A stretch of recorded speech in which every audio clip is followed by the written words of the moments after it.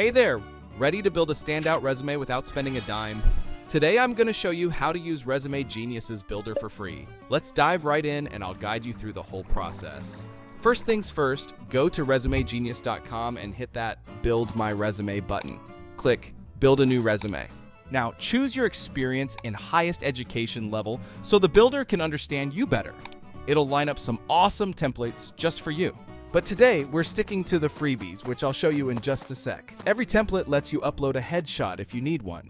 Next step, fill in your details and let the builder do its magic. Need some tips on each section? We've got a full video guide on that, and I'll drop the link below for you. The builder is free to use right up to this point, but if you just want to get a PDF version, it's available for the price of a cup of coffee.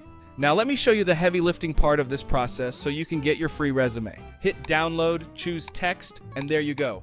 All the AI generated content is ready for you. Head back to resumegenius.com, find those free templates under resume, make sure to scroll down to free resume templates to download and print, and pick your favorite.